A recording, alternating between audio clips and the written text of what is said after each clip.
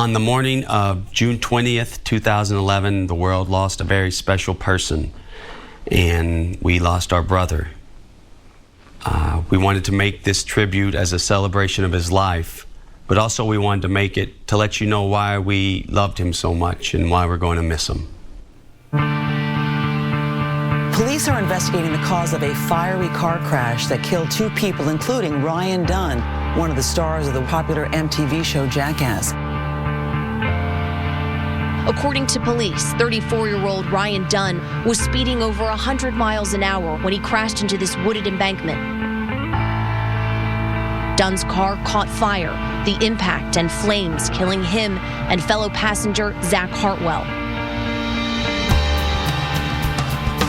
Ryan was real. You know, he didn't put on some character to be on TV. He was always himself. Dunn and I were hands down best friends.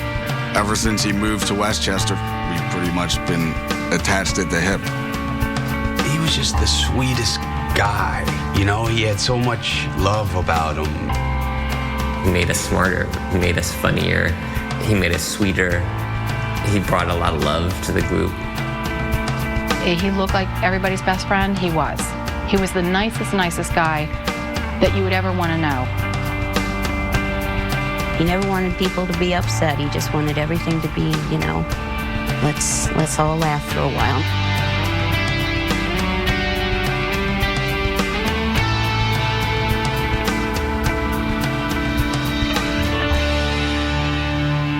Ryan was born June 11th, 1977.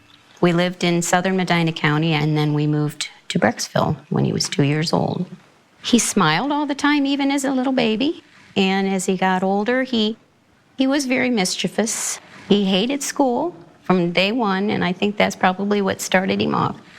He just did not like school, and he cried a lot. So he got the nickname Crying Ryan.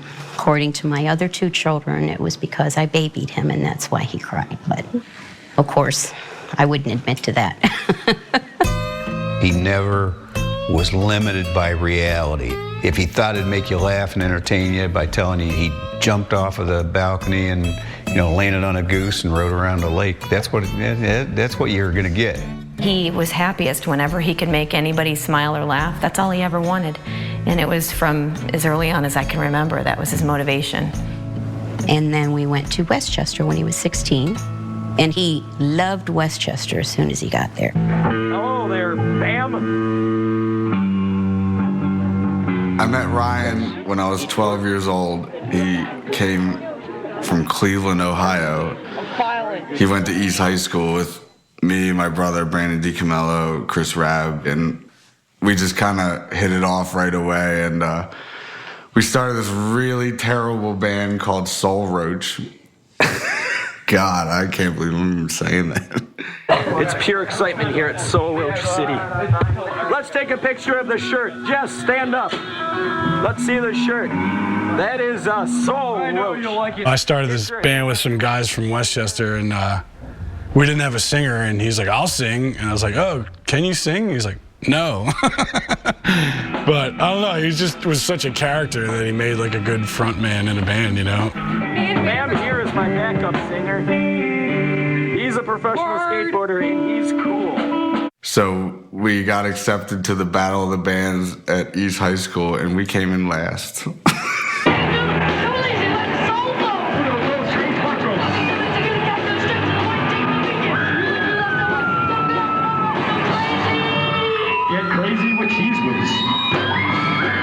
So yeah, Dunn got to the school, met Bam and Jess, and was immediately in trouble, filming all kinds of stuff in the bathroom. Take 402.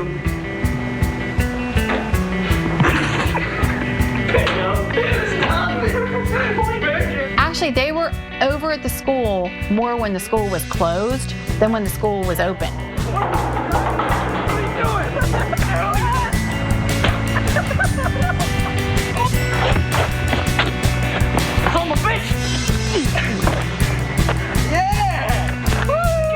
Bam kind of pushed the, filming things, and we were all just friends. Yeah, Gerald was calling me Pod. How do you fit up there? And then it kind of just drifted into like doing dumb stuff to kind of amuse ourselves.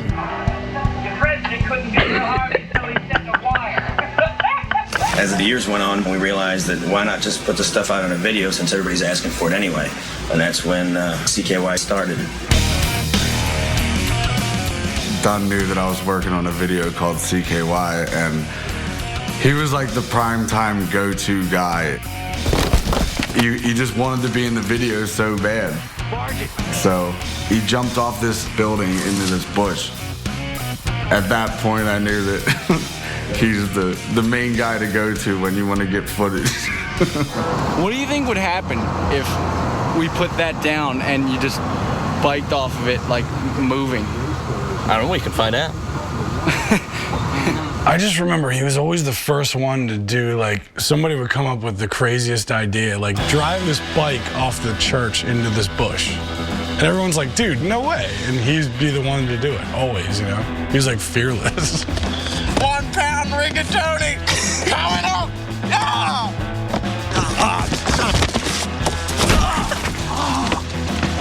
I had no problem, like, you know, crapping myself or doing the gay rollerblading, but as when it came to like jumping off roofs and riding bikes or whatever he was doing, it was like he just would go for it.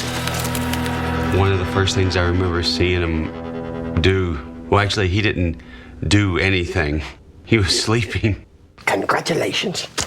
He was sleeping and D. Camillo rubbed poop in his face.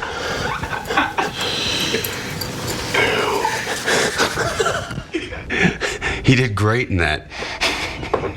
He woke me up by putting on my face. Oh, just get even or something. I'm gonna kick him in the face. I'm gonna break his nose. Just dump jelly on him or something. Jelly? The guy put on my face, and you're talking about jelly. We waited for D. Camillo to go to sleep. Sure enough, he goes up and pisses right in his mouth. He got like maybe a half a gallon of good piss in his mouth.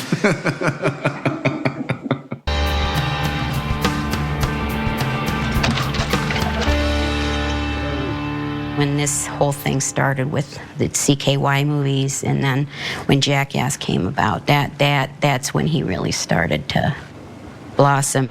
Oh, my name's Rick. Rick, did I meet you before? Probably, but probably not. Ryan. Oh, you did. Yeah. First time I met Ryan was when we went to Westchester to start filming the first season of Jackass. But I knew who he was just because I'd seen, you know, early CKY videos, and I was already kind of a fan. No. We go to Westchester to shoot with Bam, and we get introduced to Ryan, and we pretty much knew right away that we had a brand new ace in the hole. The first thing we shot on that trip was him jumping into the poo water, the poo dive. Why not just jump in the toilet and swim? I don't know. It makes him happy. So how often do you jump in the poo stew? This would be my first time in an actual poo stew, but I dreamt of it. One of my favorite things about it was discovering Ryan's weird homemade prison tattoos in his underwear region. Look at these hanger tattoos. I ain't the sharpest knife in the drawer, but I know enough. What's this whale What is that? Is that weights right there? You gotta be tough. What does that mean? I don't know. How did the poo dive come about? I'm void of any talent, and I needed to make a living, so I jumped in. I'm Ryan Dunn, and this is poo diving. It's gonna be done. You gotta be tough. Dude, I blew that shot. You gotta do it again. So after Dunn jumped in the waste treatment factory, he reeked so bad that everybody was allowed inside the house to eat dinner, but my mom made a table outside, and he had to eat alone because he reeked too bad. To add fuel to the fire, they started throwing footballs at me, so needless to say, I didn't enjoy my food that night, and I stunk. And it was awesome. I didn't shower after the poo dive for at least a week, I know that, and it could have been much longer. I can't remember the last time I showered. Oh, on the barf here, dude. This sucks. No, he's a dirtbag. Like, I mean, not morally, but physically, he was just a filthy human being. It's pretty funny always seeing Dunn do something and get super dirty. And we'd be done shooting for the day, and everybody go back to the hotel or clean up, and we'd all go out. Dunn would be in the same shirt, same jeans, barely like wiped off the dirt or mud, whatever we were in, and be at dinner at the bar that same night. He usually smelled really bad. He would not bathe. Hated water. It's not fair. Oh, Mr. Have a sweet smile. All the women like you. Ooh. People like me have to go around diving in the every day. Hey, man. Oh, you got a tough job. Oh, look at me looking pretty everywhere I go. You gotta work with what you got. Let's go. He didn't shave. He didn't wash his hair. He didn't shower. I think we purposely wrote things to throw him in water just so we could get him clean. Go.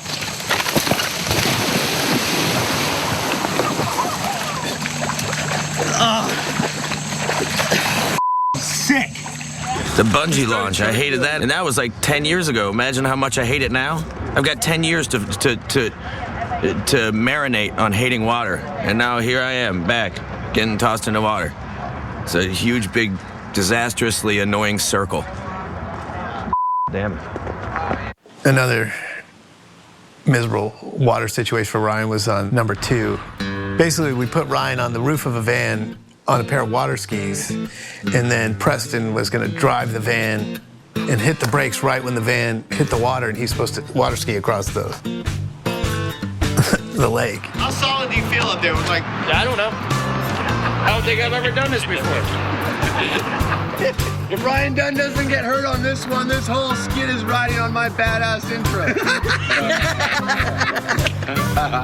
You know, not being a stunt driver or trained in any way, he stopped way too short. And he didn't skim. He just went straight down to his face. Into cement and muck and... Why did that not make it? What happened? Ryan was mad because he took a major fall on that and it never got seen. So here's our chance to let the world see some of Ryan's beautiful art. Now it's time to rediscover the lost art of van surfing. Ryan Dunn will play the role of Teen Wolf, while Preston Lacey plays the role of his cool bro Styles.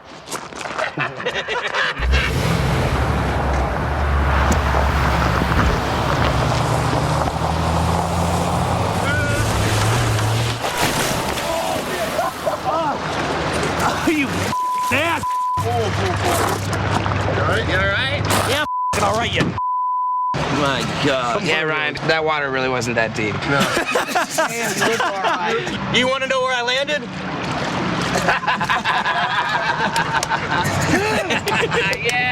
Yeah! He ate pure and I highly recommend to never do that, kids, because he got muffed up, didn't he? Yeah, he did. You are not very good at skiing. You're not really good at anything. You're not very good at skiing. I haven't found one thing I'm good at.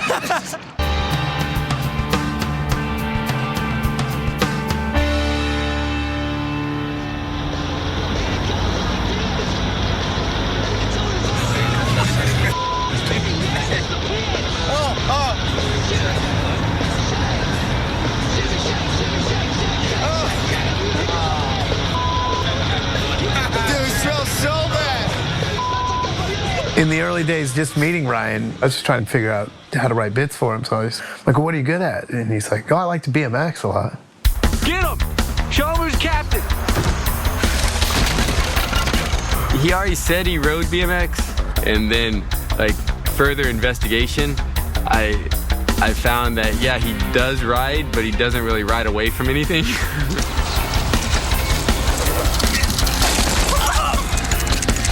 And he was very much into like going for things that, you know, there was no way he was going to make it from the beginning. And it wasn't because he was so brave either, but he was just, you know, he was willing to accept what was going to happen to him. That's why we call you Dr. Kick-Ass. Now hit it. All right.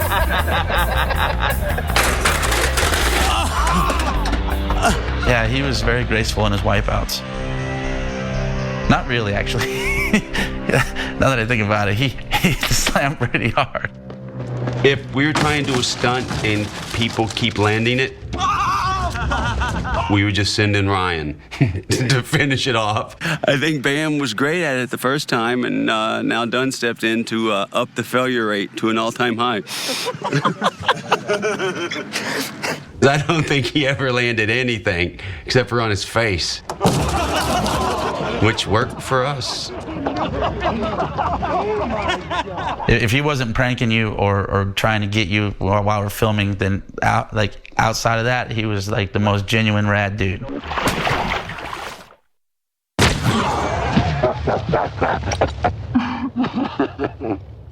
If Jackass is looking for a certain type, it's a guy that's just so willing to do something that he knows is going to fail, he knows it's going to hurt, and do it with such grace and style. He was the epitome of a jackass, you know?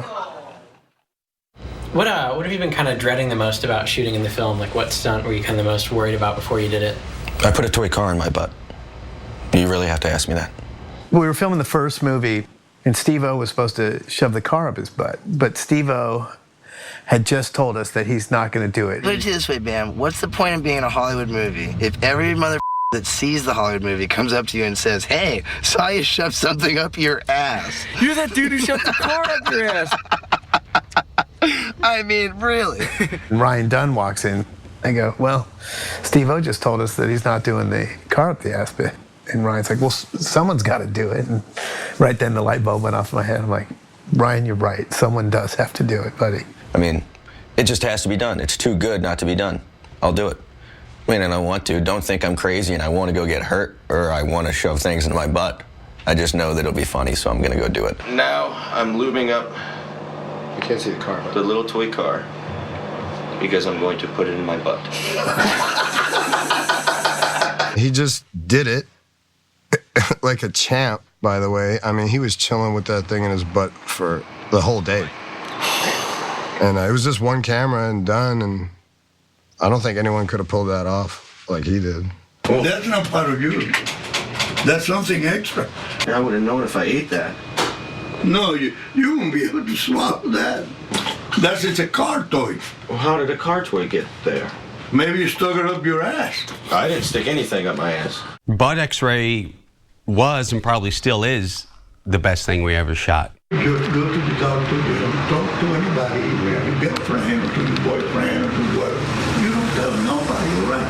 He already knows that's too many people.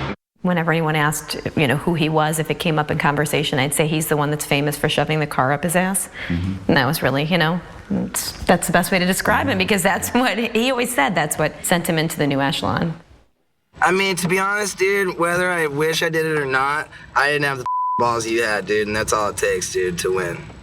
You know what? I think because, Dunn got caught shoving that tiny Corvette up his butt. And caught. And everybody talks about it. So I'm like, well, if everybody remembers that, then I'll do anal bead kite. And then ever since that, I'm like, branded on my ass. I don't care. So I just have a lot of bits involving my ass simply because he got caught shoving a Corvette up his butt. So you're just admitting to stealing my thunder right here in front of me? A little bit, right here and now. Jesus. That's what you get, enough of the gruff. Bam and Ryan always stayed so close. I was super good friends with Ryan, but they've always been super tight. Knoxville has prescription lotion, and that's all he uses. And I got it. But I got something else. Horse. Where do you even get horse? From a horse, idiot. They had their own lives, but they just were so close. Really, really close. Really close. I'm not whipping your out. All right, well, pull the fat up. Get up. I'm at it. You're at it? Couldn't even call them friends. I'd call them like big brother, little brother, and Dunn being the big brother. Welcome to Bychester. Damn it! It's so not right. And not just Jackass, even through all the stuff they went through together, they stayed close and remained friends, and that says a lot. Dunn and I were hands down best friends. Like, we went everywhere together. We flew everywhere together. We'd crack the most random jokes. We had the same sense of humor. He was my main man.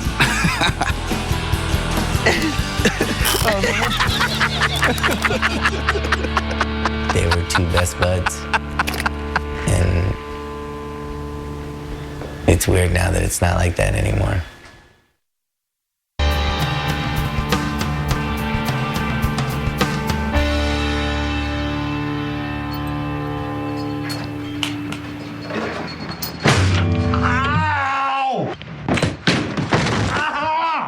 When I first got to Westchester to do Viva La Bam, I was such an outsider. I didn't know Bam, I didn't know Dunn, I didn't know Deco or any of those guys, and they're such a tight-knit group. They wanted nothing to do with me and the crew I was there with. Me and Dunn pushed the producer's rental car into his rental apartment.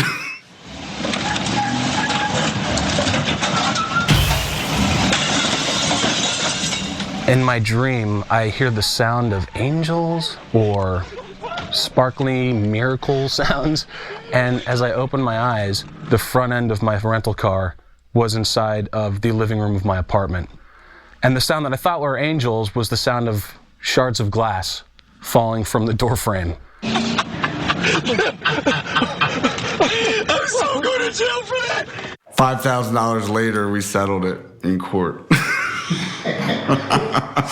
It wasn't necessarily the first day, but I felt like immediately over time, Dunn definitely tried to make a connection. And by the time I'd finished up the very first season of Viva La Bam, I just felt like Dunn and I were best friends. I mean, the beauty of Ryan was that he made everybody feel like they were his best friend. He was just that genuinely interested in who you were and what you were about. And I think more than anything, when I reflect back on meeting him for the first time on the homewrecker set, is when he saw me for the first time, he just gave me a big hug, like we had been friends forever. I mean, treated everybody exactly the same. Like, I don't care if you're Johnny Knoxville or, you know, a lighting rigger or whatever. Like, every single person that he talked to or hung out, he made them feel like, you know, they were best buds. I've never seen Dunn guarded with people. We would be out in public and people, you know, always coming up to him. Like, they wanted autographs, he would sit there and chat with them forever. You know, he just loved talking to people. He's really open. And I wish I was that open. I was a fan first, you know, and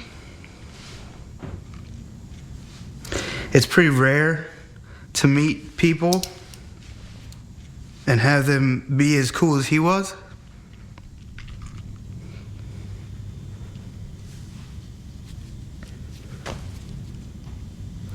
He truly was a cool dude.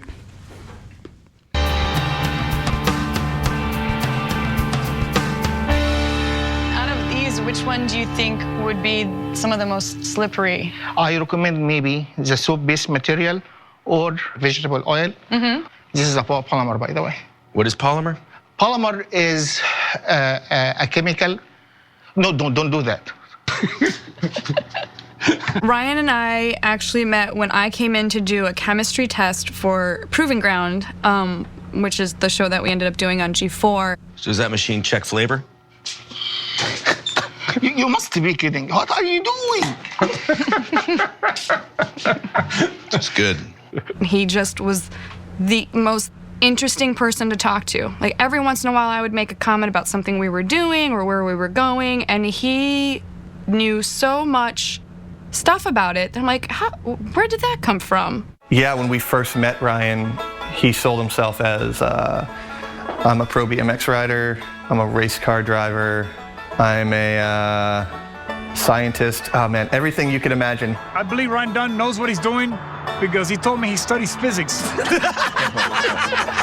He's serious. He told us that. He's serious. He could hold a conversation about anything. He'd bullshit his way through it probably, but he actually did have he had a lot of knowledge up there. It didn't matter if I was talking about synthetic organic chemistry or, you know, process engineering, anything like that. Ryan knew something about it. And not only that, he probably had a company devoted to that particular expertise. Ryan was quite the entrepreneur. I'm not exactly sure how many companies he really had, but he definitely had a lot of business cards. Whether it was automotive design, wastewater reclamation, aerospace welding, exfoliating lotions for hands, RD Design, RD Motoring, RD Financial Solutions. He was telling me that he worked for some government agency that had aliens in captivity. And in fact, it was some of his connections, though, that really got us hooked up with the argon that we used for one of my favorite skits that we ever filmed, the chemical spill skit. Argon is an inert gas that kills oxygen, but it's really cool when it's in liquid form because it looks like mercury and sprays everywhere. Ryan hooked that up. I don't know where the hell he got the doer. I don't know how we got liquid argon. All right, I'll be back. Good luck. Don't drop this. And I don't know how we didn't suffocate in the van, but you know, that was a lot of fun. Holy!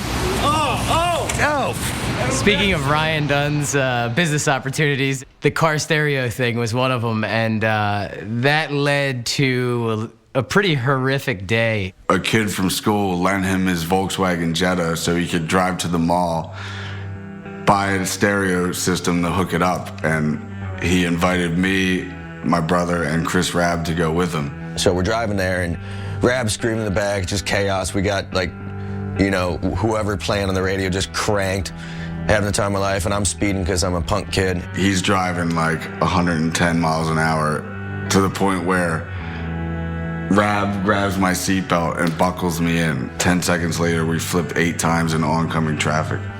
Like, not like a roll, it was like front to back to front to back. The car flips, opens up the passenger door, just flies out in the center median over the oncoming traffic. Yeah, Ryan was all bloody. They found me in the trees, and Bam broke the window with his head. Rab was totally fine. My part of the car, like, nothing had happened to it at all, and I just kind of got out and was just confused. And look at everybody is just in panic, and there's cars like skidding out, getting out. Couldn't believe any of us were alive, let alone all of us. It was just the worst time of my entire life, and to this day, like, I hate talking to April, Bam's mom, about it because she hated me, and to this day, she probably still has a little bit of hate in her for that accident right there, and I don't blame her because it was horrible. Stupid kids do stupid things. I was pretty much terrified to ever get in a car with him, and, you know, I agreed to do the Gumball Rally with him, which was around the world in 8 days. Whenever Dunn was driving, I was seriously so terrified that after, like, the 3rd day, I was like, Dunn, you seriously need to stop at a sex shop and buy me a butt plug because I'm going to crap myself.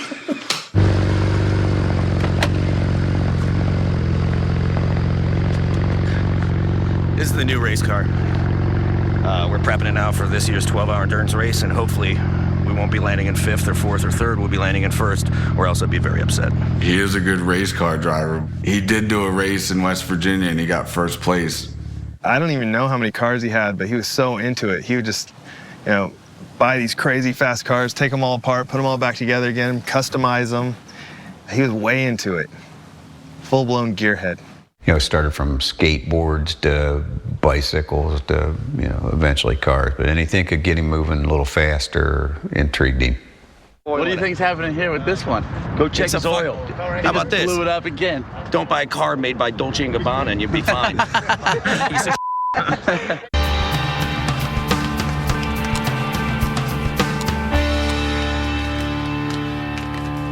When we finished Jackass 2, the very ending of the movie, Dunn and I were attached with ropes around our feet, and a horse was going to come by full speed and just rip us out.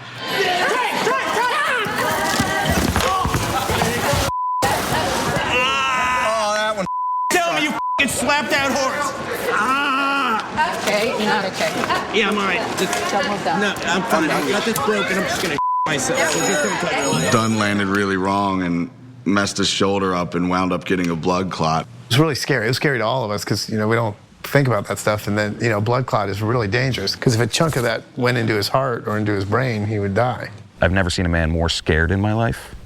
I mean, they literally took him from a checkup at his physician straight to the hospital and told him, hey man, you could die any minute, you know? And it was, he had the fear of God put in him. It was pretty dire. I mean, like what was going on with him. So he had to be on all kinds of, I think, you know, these clot busting drugs and things like that. And it really kind of put him into a funk. Jackass 2, behind the scenes, take 3. You got it done. Almost done. Ugh. Sense the excitement. What? I sense the excitement. I'm on medication. The last thing I can be thinking about right now is Are you hurting? oh God, you don't even understand. Got a Are you sick? Yeah. I got blood clot, nerve damage. All because of this garbage, so shoot. I just put 2 needles in my body. That was fun. Gotta go do some more. So let's shoot. Do this interview. So not only did he have this blood clot, but he had Lyme disease. That's something that sort of just makes you miserable, takes all your energy out. And he went from this, you know, fearless immortal to a guy that was giving himself shots every day just to remain upright. Being frightened and hurt, he's kind of withdrew into, well, at least away from us. You know, he wasn't there for the 24-hour takeover or 2.5, and I didn't like him not being around. None of us did. He went in like this really dark place for 2 years, and you know, didn't want to be on film anymore, didn't think that he was funny. Even with us guys that, you know, lived down the street or lived with him or, you know, saw him every day, I guess he became kind of a recluse. I remember going to a Chinese restaurant and we came walking out and fans were running up to him and saying, you know, you're Ryan Dunn from Jackass. And it's the only time I ever saw in all the years that he was involved in anything. He said, no, I get that a lot. What especially moved me at the time, and even more so now, is just the way he talked about Angie, his girlfriend of 10 years, and how she stuck through him through all that, and how he was sort of amazing. You know, in his sort of classic Ryan self-deprecating way, he would just, you know, he's like, what is a woman like that doing with a piece of like me? I don't know, but just so grateful that she was in his life. That's the one thing that I know, that if Ryan's thinking of anything, that's the main thing he's thinking, is how much he misses Angie. She's just so strong, and she's funny, and she's beautiful, and she got Ryan, and she thought he was sexy with that disgusting beard. That's Angie, your girlfriend's face? She made a stupid face. I took a photo, so when she was out of town, I got a tattoo. Oh my God. Angie is beautiful, but that picture really doesn't do her justice. No. When he introduced Angie, and I was like, what? How the did this guy get this chick? And then I was like, well, all right, so he's famous and he's on TV. And then he's like, no, this was even before Jackass. We had a lot of questions about that. That kind of blew our minds. I still can't believe it. And I would But he's a constantly handsome ask guy, him. you know? He's very handsome. He's very handsome, but He was always talking about how small his little penis Yeah. was, though. What did he say? He said it looked he like... once referred to his penis as a button in a fur coat. Which we loved so much that we wrote that into our television show. It sucks. With Dunn gone, I think I now have the smallest penis on the Jackass cast.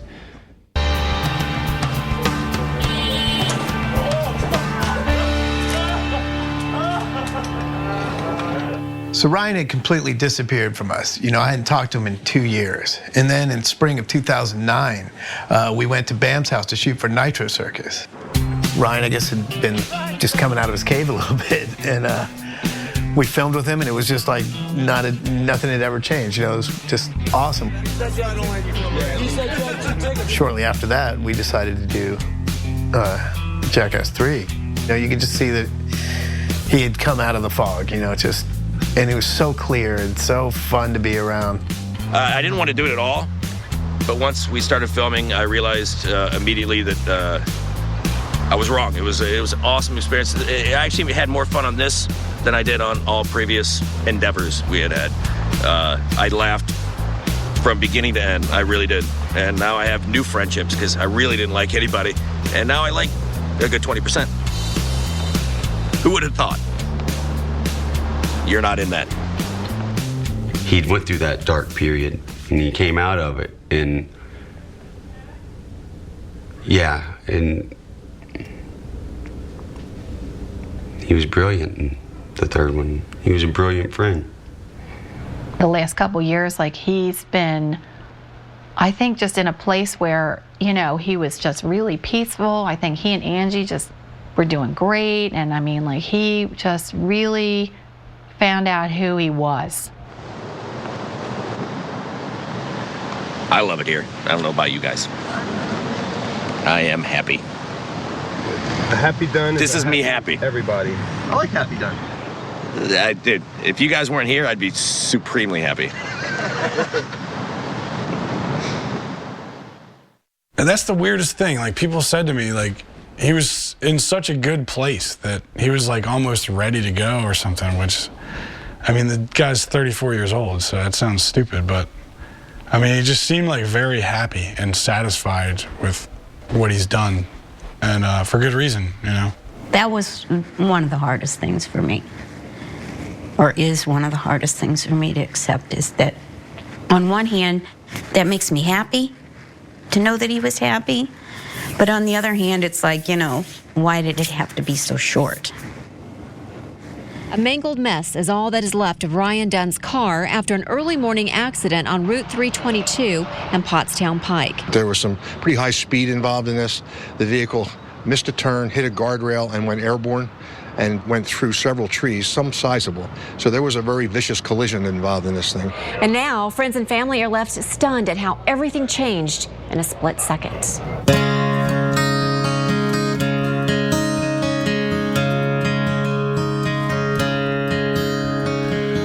There are stars so distant, the light that left them ages ago just came into view. That twinkling we're seeing now may be. There's been rumors before on the internet about some of the cast dying or something, so I didn't think it was real. That's the way. I was in shock. I didn't believe it. You know, it still doesn't feel real. I don't know if it's ever gonna really completely sink in.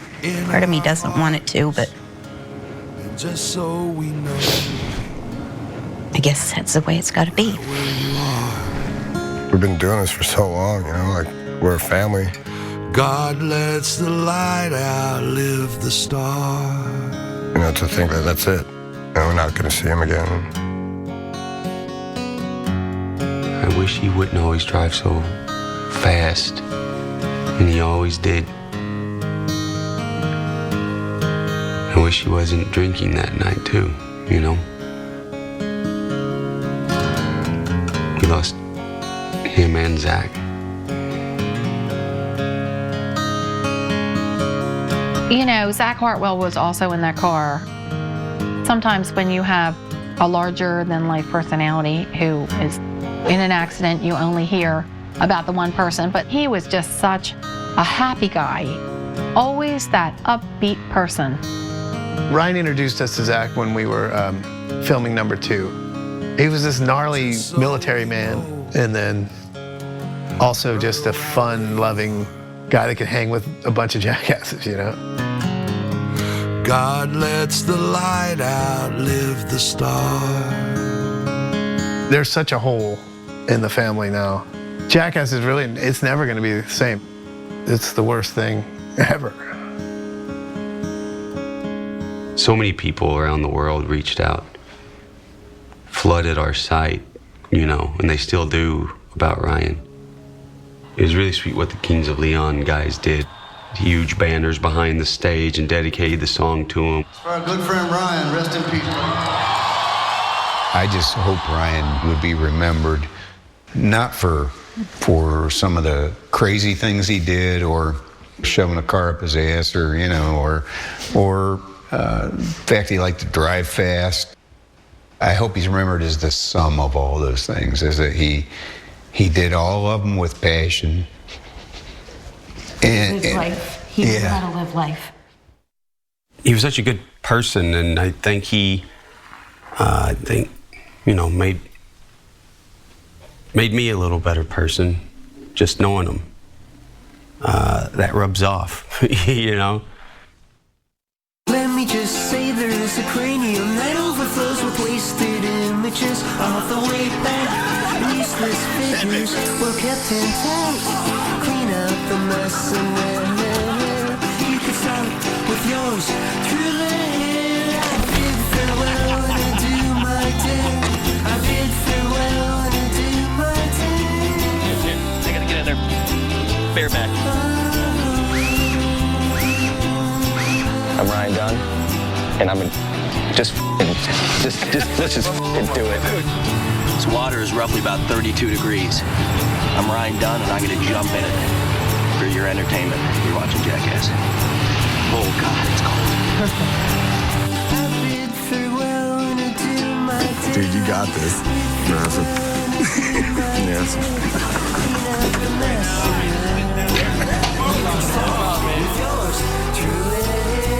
Tip for that, dude.